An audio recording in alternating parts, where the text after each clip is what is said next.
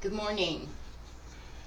I would like to share with you a vision I was given and the story that was downloaded at the same time.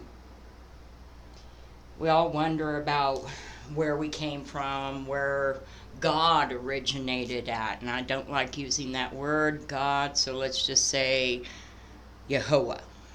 All right? And the vision I had was of two llamas,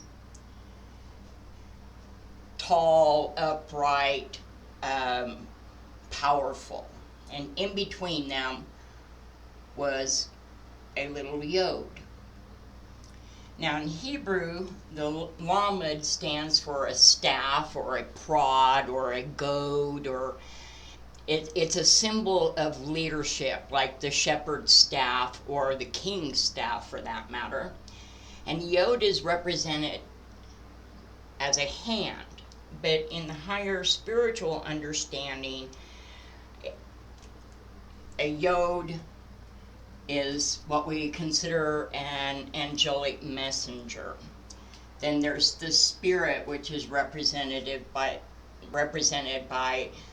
a single dot. Now it can be the defective cholam, or the dot above the vav in a full-on cholam, or the dot that pierces the vav in a shiruk vav, or the kirik, which is a single dot below the letter, and it represents spirit.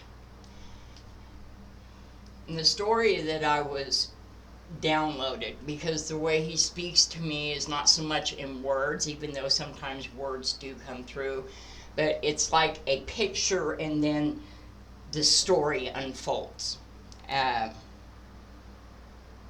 It's like an instant knowing, and trying to put things into words sometimes can be difficult. In a kingdom, in a realm far away, both according to time and space, there were two righteous kings.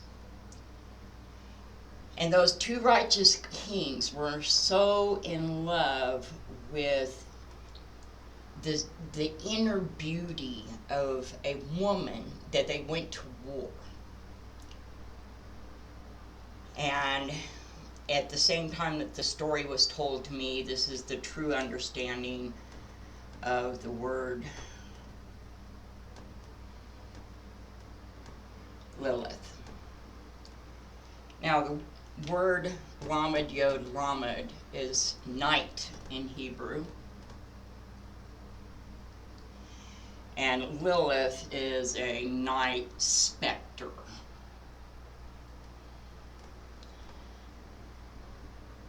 Basically a feminine boogeyman. What I was told is it is a woman of such beauty that two men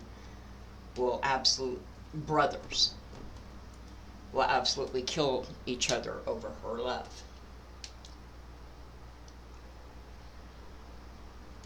Today, I have to back up. They went to war, and our Creator Father was the loser. And according to their custom, the loser had to be exiled or sent away to create his own space. And after millennia of creating stars and wormholes and whatever his heart's desired, he'd been alone for so long that he couldn't even remember his own origins. But he knew something was missing in his being. And we have earthly examples of everything that has taken place and is taking place in the heavens through the stories that we've been given of the flesh and of the character makeup of our flesh. Everything we are, everything we have comes from our origins. laughter, hate, love, all of these things.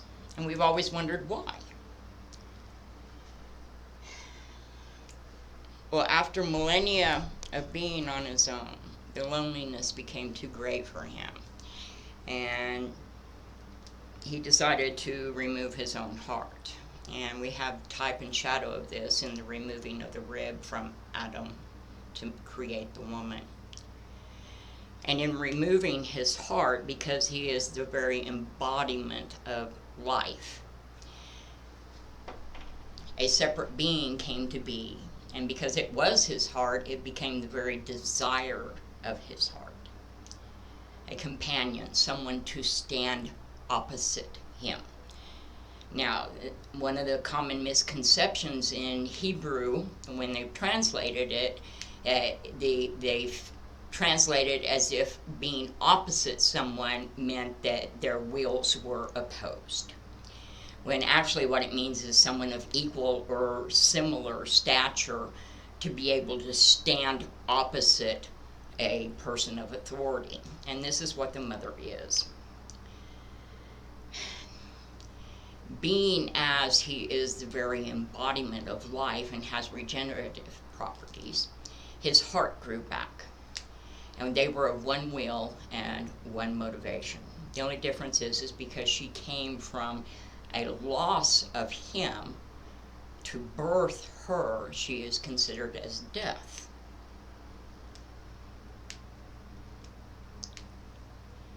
And this is what it means when we were created in the image of Ha Elohim, both male and female. We have the seed of life and the seed of death in our very DNA. Okay? A fixed period of time that our physical essence exists. Now, in the understanding of this, of coming to peace with the idea that we are finite beings in our mortal flesh, is the ability to resurrect in our understanding, to ascend in our understanding, to realize the purpose of our affliction is because we came from both life and death. Okay?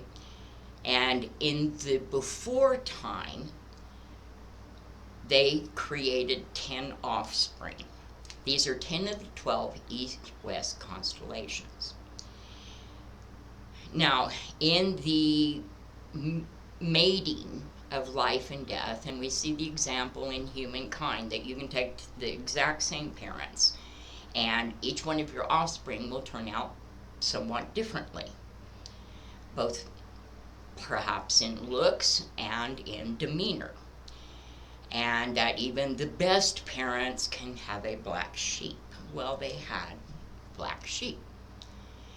And that is why war wound up breaking out in heaven, because of the rebellion of the ones that were more death, aka sin and rebellion, fighting against their authority. Father had enough, and that is why the earth came into being, and humankind. We are a cut down portion of the seed of the Father, the seed of the Mother, and the divine offspring. And the reason why I say 10, and this is something that Jews had initially when I first said something about it, an issue with. 2 of the 12 are the father and mother representations amongst their family. The 11th of the 12 tribes, one of them is slightly below. This is Orion, and the other is slightly above. This is Aquila. Aquila, Orion, Leo, and Taurus. Taurus is actually a female elephant with horns, tusks, okay? Not a unsexed bull. These are the 4 feminine living creatures, okay? Now that's the second heaven territory. In the third heaven, what you call the throne of Jehovah, are the four masculine living creatures. But I am going to show you eventually that the word that they translated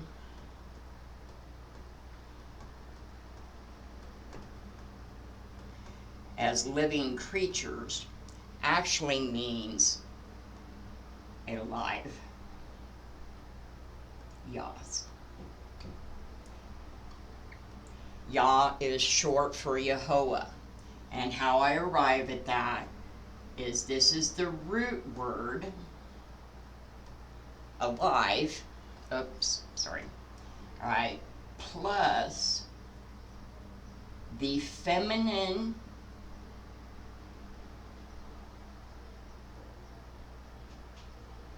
form of the word. This is the word Yah pluralized.